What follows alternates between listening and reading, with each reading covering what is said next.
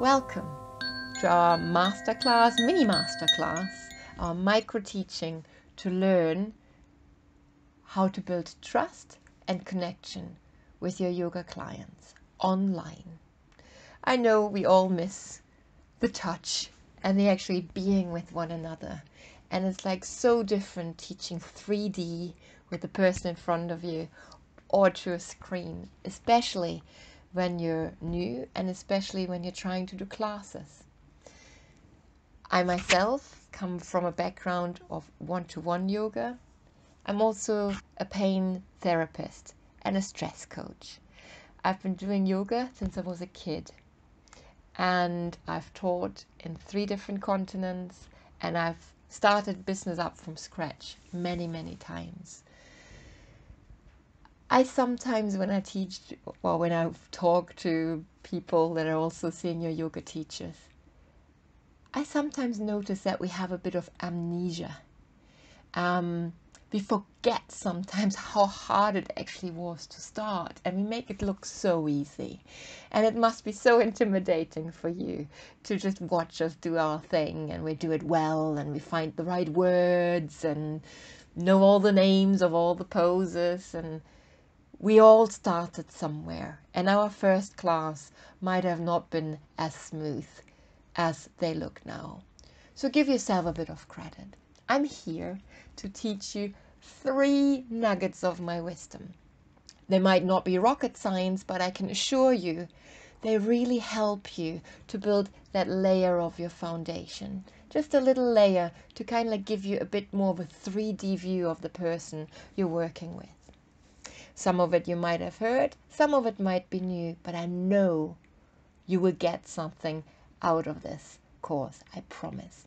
I also have 3 super bonuses at the end for you, so this will be worth your time, I promise you. So we have 3 things we look at. First, we look at the uniqueness of our bodies, of our anatomy, really. And then the second one is looking at the uniqueness of what drives us and our personality.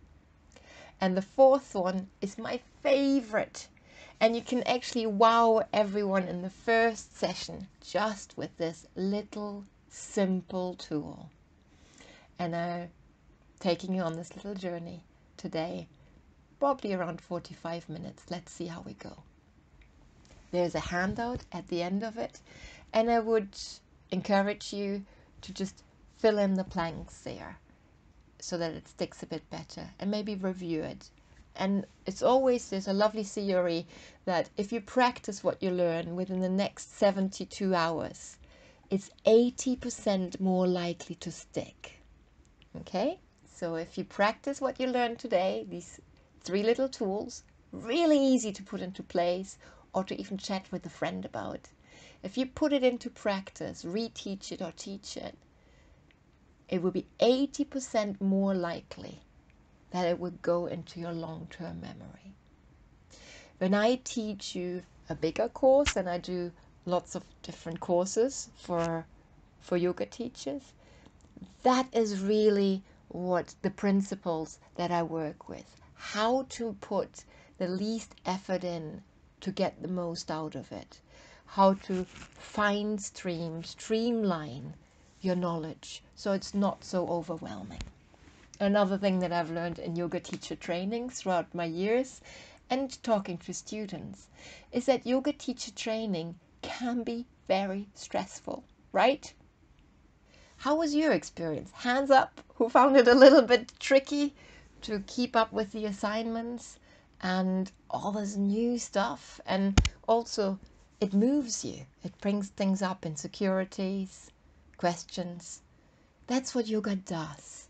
And your clients come to you maybe a bit nervous to your first class.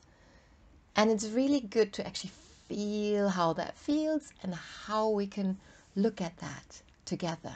So my teachings invite emotions, your emotions. So when you're triggered, when you're in overwhelm, that is what we do. That will be the session. We will look and learn by doing how to hold that place, how to hold your emotions, how to make you feel safe, and how to get you grounded again. It's all about applying what you learn to yourself first.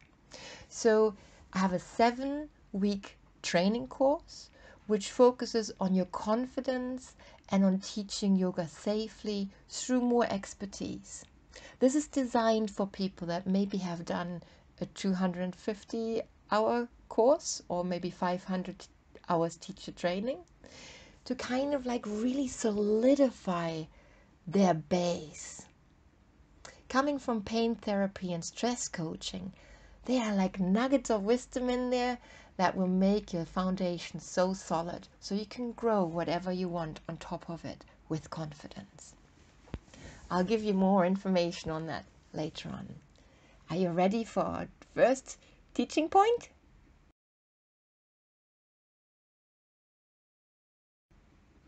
Great. Our first teaching point is your body's memory lock, your posture, and your body, your physical body. And we want to look at it in different layers. When you look at staff pose is like seated with your legs straight out and your hands next to your hip.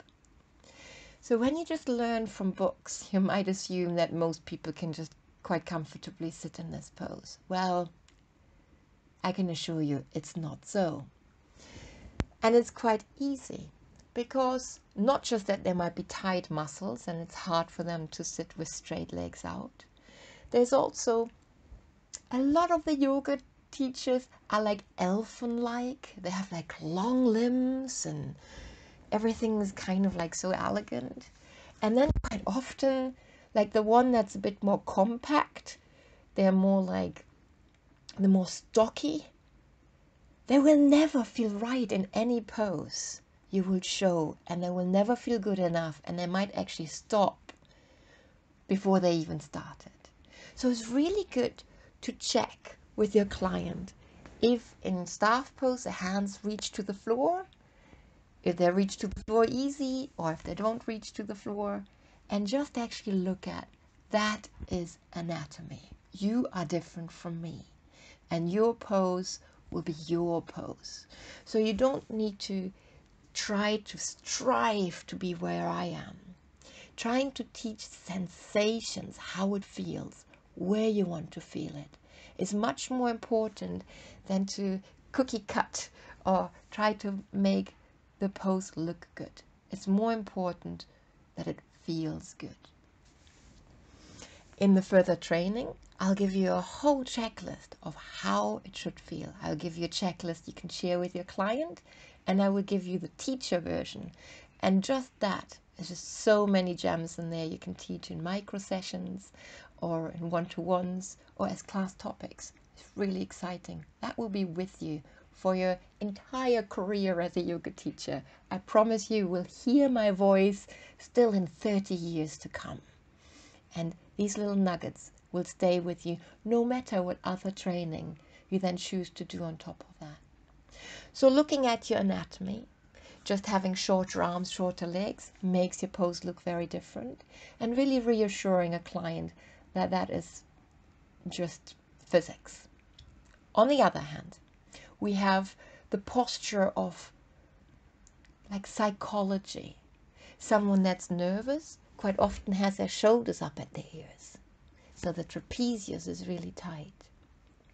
Or someone that is maybe not so confident, maybe a little bit depressed, might be slouching a little bit.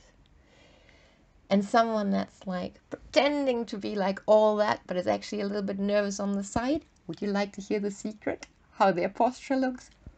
Great! It looks great. Their chin is up, their shoulders are low, their chin is up. Yes, but it's too hard. They have not that softness in them.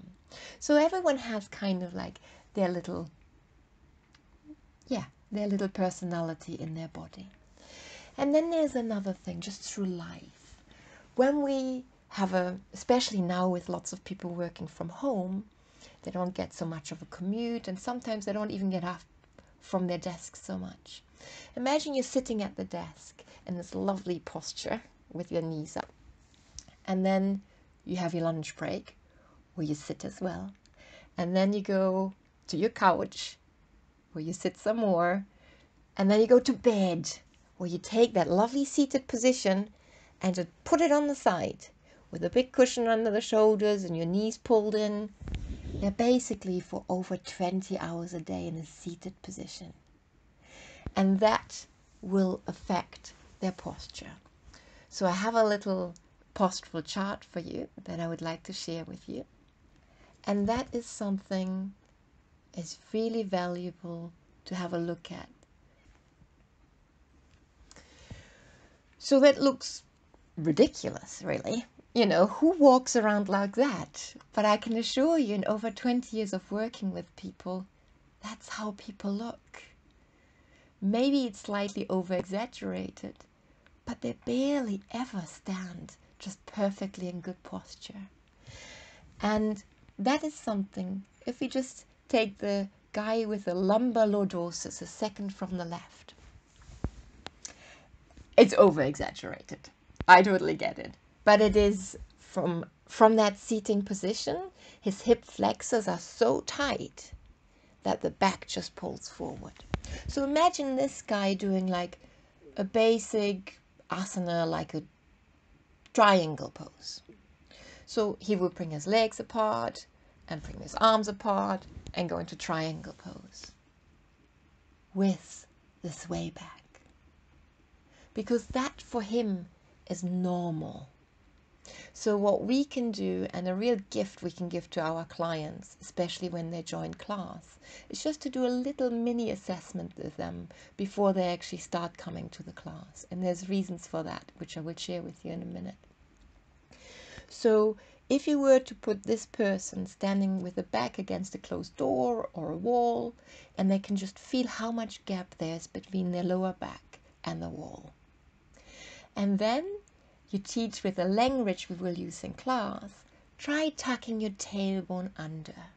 Try moving your tailbone underneath you and lift your tummy up and see if you can get a little bit closer to the wall without straining. Just what would it feel like to just tilt the pelvis and just feel that, and let them practice that a bit. Let them experience that using the anatomical words you would use in a class. So there's several reasons why you want to do that. The same with the head being forward. You know, again, put them against the wall and you ask them, what would it take for your head to go closer to the wall? So you would really kind of like teach them to bring the chin in and lengthen the back of the neck up. So whatever their beautiful, unique posture is, you can spot it. With a bit of practice, you can spot it. Just have them stand side on. I also have a little assessment video on one of my websites, which I will link to here, which is on my paintherapy.co.uk. So, which might give you a little inspiration of a take-in form. Maybe you already have like a physio background. You'll love it. If not, it's just a suggestion.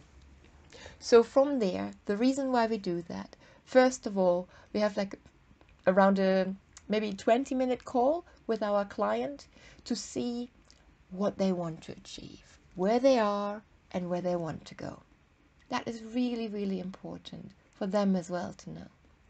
Then we look at their posture, and we just, for us as a teacher, which we don't necessarily need to share there, we look at their physical upmake, how long their limbs are and things like that. We're not even putting them in any yoga pose to check out. So then we would look at their posture from the side, and you might see like a slumping, like the emotional signs of posture, or like this, the physical signs, the physiology. And then you use those words that you will use in class. So by teaching your client what's unique to them, they feel seen and heard and cared for. And that is one of the number one ways how to connect to your client and make them feel like they matter in your class. Because you will say tailbone under and tummy up probably quite a lot in your class, they will feel like you talk to them and they know what they're doing. And that gives them a bit of ease and also self-confidence of that they can actually do that for themselves. They know what you're talking about. So it's really good to set your client up for success in class. And something as little as that really can achieve that. Wonderful. Handing over a little bit of responsibility to your client, giving them something they should kind of keep a little eye out in every pose, also teaches them to become a bit more self-sufficient and not just reliant on your eyes on the screen. And that is exactly what we want to do in yoga. We want to teach people to look after themselves and not just to become dependent on us. Big lesson to learn. We are no rescuer. We are guides. Guides to where others might not see yet or not know yet. And we bring them through the map of yoga where we know our way and show them around there. That was our first teaching point. Now we go to our second teaching point.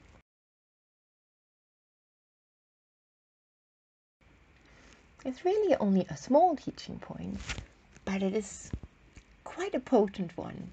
And especially when you teach classes, it might be the reason why your classes derail in the beginning. And maybe your confidence gets slightly flattened just because of this. And there's a really easy trick to get around it. Really easy.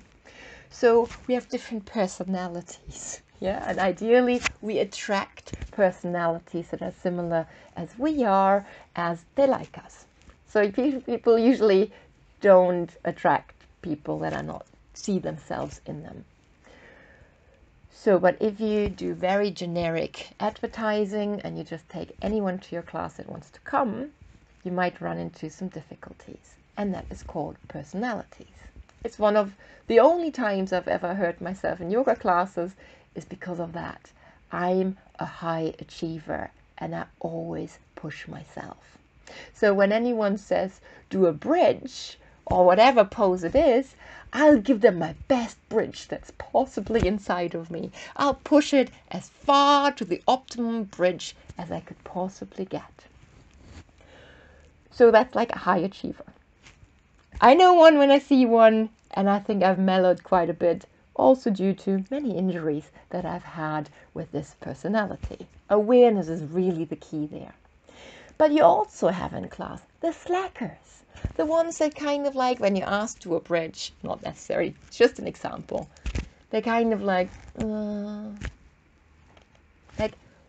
floppy alignment, kind of like, just like hands all over the place. And they just do what they can get away with, really. And there's nothing wrong with it. It's absolutely fine. And then there is a person that's really nervous and just always thinks they get it wrong. They will have so much tension in their body and kind of like reshuffling all the time and looking at everyone in the room at all times. They'll never get to their own breath or just to their own grounding within the pose. And then we have the perfectionist. The perfectionist just wants to know it right. And they probably will not come back to your class, and they're probably more like one-to-one clients because they want your attention. They will ask lots of questions and they will question you. So, and it's lovely if you have them all in one class, you got your hands full. Throw a hypermobile person in there that has like the anatomy slightly different than the average Western person. Wow.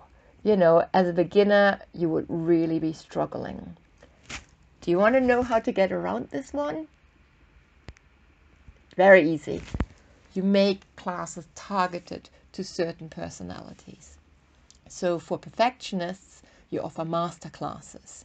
You offer specific poses at your workshop, and they can learn everything about it, and they will be so happy. Or you do one-to-ones with them. For the person that is nervous, you first of all need to ground them. You need to do some breath work. And you kind of like, they need a little bit of nourishing before they do the poses, maybe. Mainly grounding.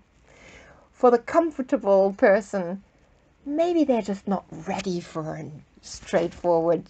You can either kind of like whip them if their wish is to be whipped, because remember, you've asked them where they want to get to. When they're kind of like a procrastinator and they say, here, I really want to kind of like just like nail it, lose the weight, get going, then they just need a little whip, a loving whip. But and it is consented. So that would be perfect. Or maybe they want to have a yin class and really indulge in their flowing over the cushions. The high achiever, just make sure when you adjust them, you take them out of the pose first, a little bit out, then you adjust whatever you want to adjust, and then you ask them to go again from there. It's like you go back, collecting more alignment, and then you go back in. So that is where I've hurt myself most of the time, is me doing a bridge and someone thinking, oh, that bridge is not quite high enough. And they lifted my bridge and my back nearly broke. I was like for a month crawling on the floor. It wasn't fun. So just go easy. Good thing is, online you can't touch anyone. So that's a good thing. And if you tell them to look after themselves and not go where there is no breath, where your breath can't go, it does make it also easier. So, high achievers, don't tell them the next adjustment point. So, because imagine they're already sprung, and if they just reach that tiny bit more, they might actually break. Okay? So, ease a bit. Show, adjust, explain, and then go back in again with more awareness. That's my favorite way of teaching. Okay, that was the second point. We're nearly there. Oh yes, my favorite bit.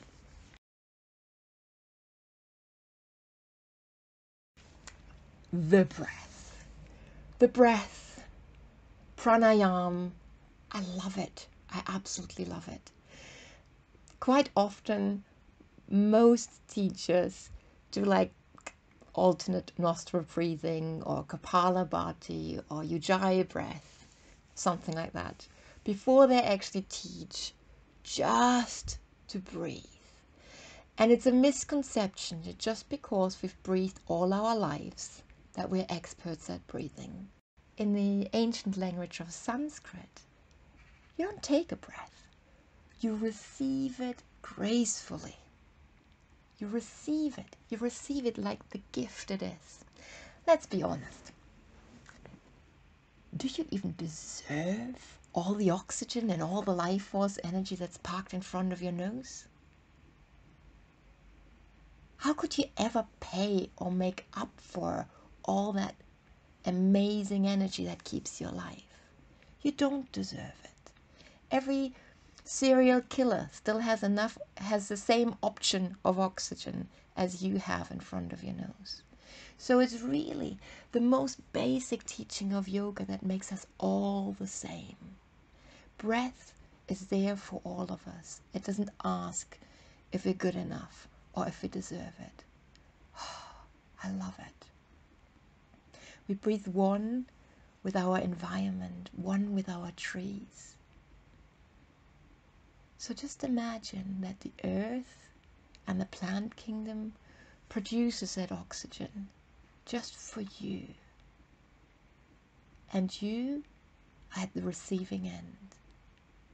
You can allow it in.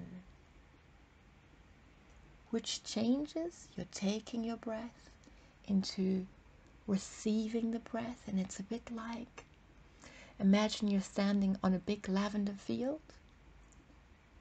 And you can just let that aromatherapy come in. And you step out of your way and just make space for it.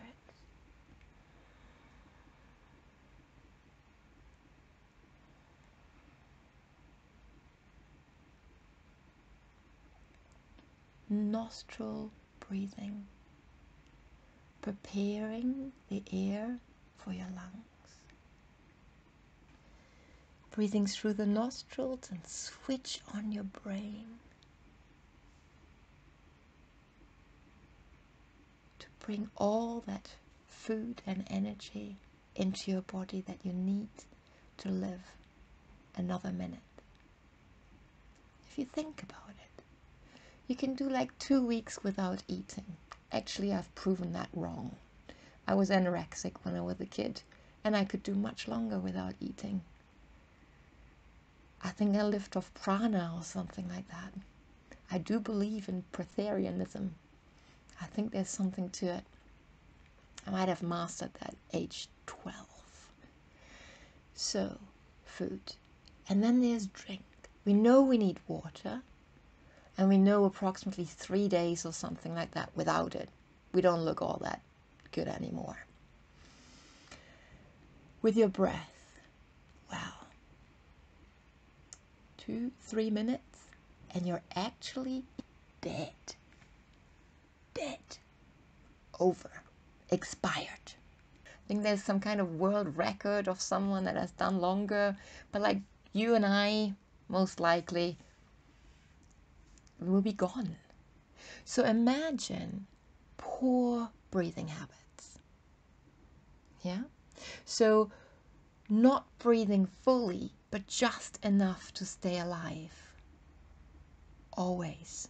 Days in, days out. Just slowly starving you of the goodness that life has to offer. Well, anxiety, yeah. Depression, yeah.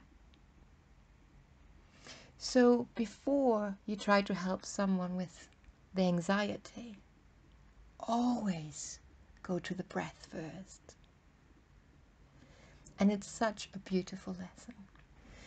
Our breathing apparatus are so varied and wonderful, and you really can get to know, or actually your clients can get to know themselves very well through the breath. And as I've mentioned earlier, if you teach right from the beginning when you get someone that's new to class, it's a really good thing because they have not much to unlearn yet. Same with you. If you're new, you don't have any bad habits to unlearn. So what you say, unless you can breathe in the pose, you should not be in it, right? I'm sure you've heard this before. Have you ever violated it? Honest? Super honest? Yeah, I violated it. Ashtanga yoga, who needs breathing? You want to get these poses thrown out there, you know? So, but that is really what keeps you, the number one thing that keeps you safe teaching yoga. You and your clients safe teaching yoga online. Make them aware that if they can't breathe in the pose, they should back out, really. Go back, go a little easier, and try again. The magic in the breath is really the most precious thing that we can share with our clients. And it's probably the one that goes under the radar the most because we get so busy doing things in class. So please, take the journey with me, with your magical breath. Close your eyes and follow me.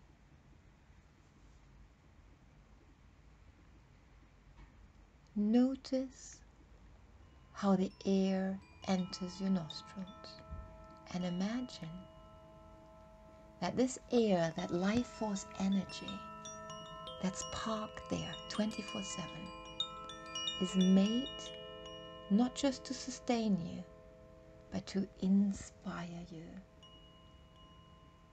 It's made by nature, by Mother Earth, to support your life, your growth, your ability to bring thoughts into action. And just when you close your eyes, imagine that you can smell the energy in. receive it gently, making space for it, tenderly, valuing it as your life flow.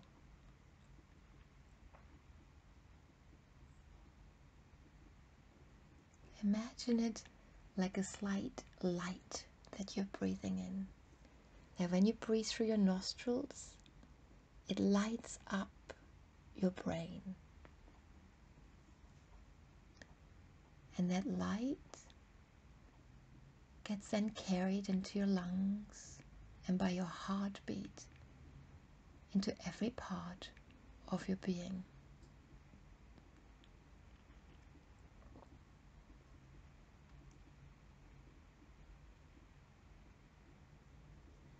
Just notice. I notice that.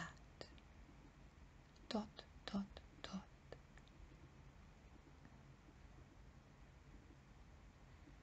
Honor your own experience.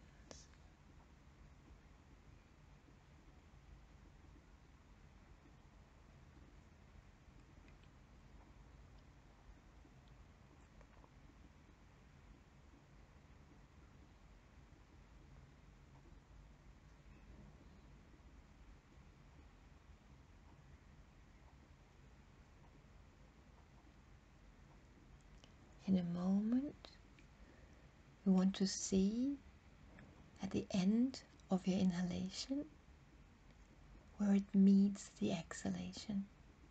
And just notice when you're sitting down if there's a lift through your inhalation and maybe a little slump to your exhalation. And that's okay for now, just notice.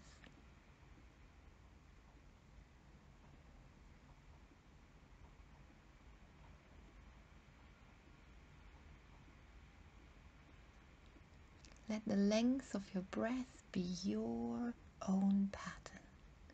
Don't try. Just release urgency to change. It's your breath. It's good.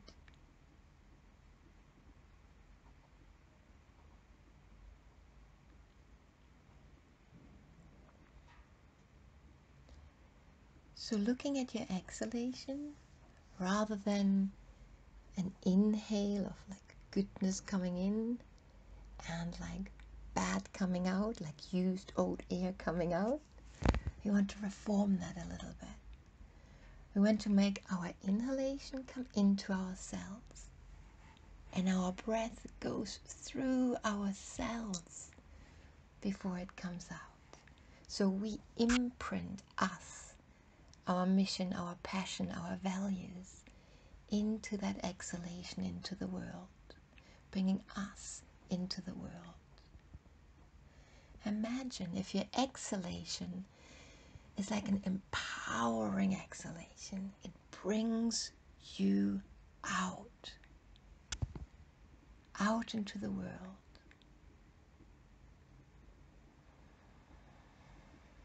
And you can stand tall in your energy as you exhale.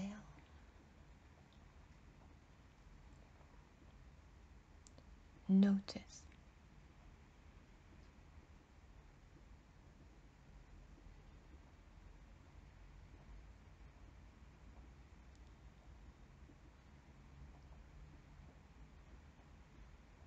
And with that, you might not rise and slump so much. You can imagine that your inhale goes wide around your heart, in all directions around your heart. And your exhale comes up through you, through every cell, through every pore of your body. Keeping it tall and bright. Bright rising. Being good enough.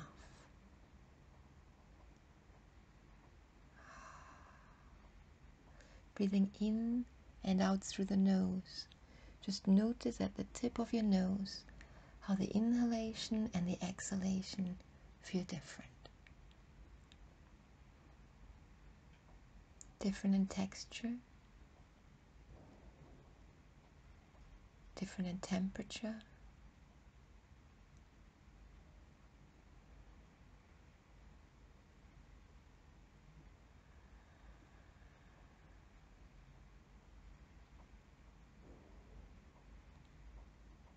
Most people know that the breath consists of an inhalation and an exhalation.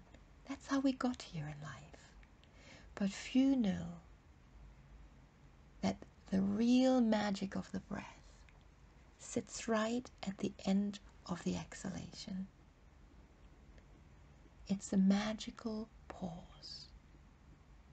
See if you can go and find it. Inhale, receiving life force energy.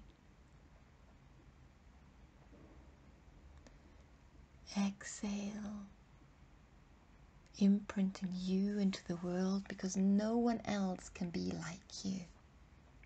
You're the perfect puzzle piece. And then pause.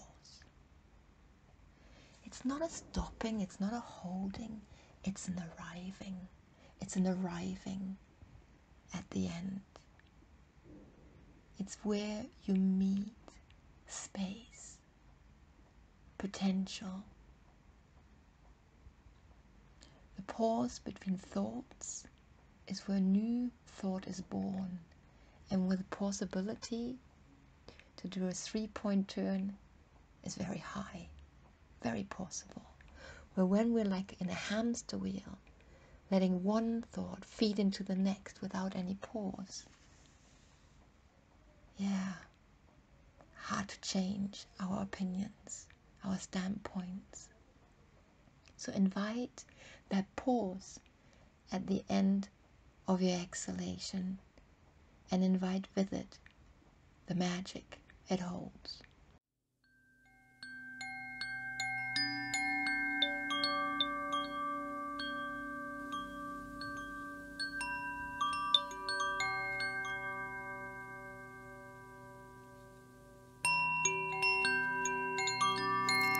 And gently return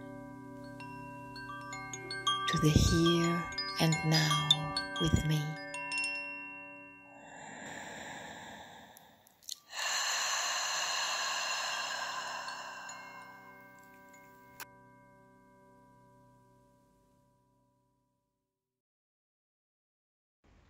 It's where the universal energy touches you. There's a lovely saying that when you have that intent, when you intend something, the universe helps with 9 steps. 1 step for you, 9 steps for the universe. So what is your intention that you would breathe out your action, you into the world? And if you have a mission or something you would like to fuel, breathe that out into the world and then sit in that pause and let the magic unfold. It's like the way being paved for you, the path being opened for you, doors opening to support you. And with that, we're done with our little session. And I hope you take a little bit of magic, a little bit of knowledge, maybe some little tricks with you into your next 2 days and apply them and practice them and make them your own, finding your own ways, your own words of how you can share it. Most of all, stay full of wonder. I've been learning and learning and learning. Probably every day of my life I've learned something about yoga or myself or self-awareness. So don't lose the wonder in the beginning. But what I do remember is when I was maybe 25, 26, I thought I knew it all. I really did. I thought I'm like the best yoga teacher out there. I'm so brilliant. I know it all. And then, well, I realized I did not know it all. But that comes kind of like after thinking you know it all. And that's absolutely fine. It's all part of the journey. So feel free to think you know it all. And please take it from someone that has studied a long, long time and is highly intuitive. I'm only scratching on the power that yoga can bring to this world. And it's my desire and my passion to support you on your journey, to ignite your wonder and the possibilities that you bring, your unique way of your yoga practice to the world. And if we can teach safely and build trust with people, we can influence a lot in this world. With that, I give you a namaste from my heart to yours. I see you. Know that you can reach out to me. I'm a public person. I have like Facebook and all this stuff. I have my own website.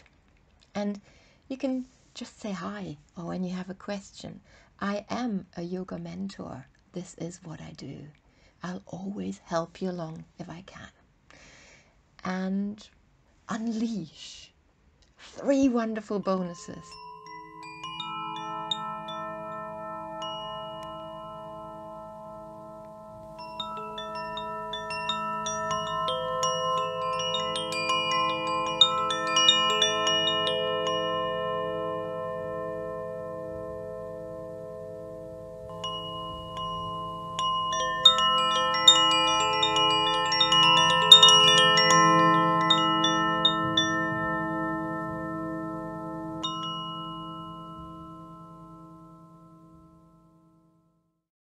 That will accompany you for life. Enjoy. Enjoy your journey, the ups and the downs. Celebrate the highs and the lows, because that is how it goes. Be blessed on your way. I bless you all. And just go for it. Namaste. Thank you for your time.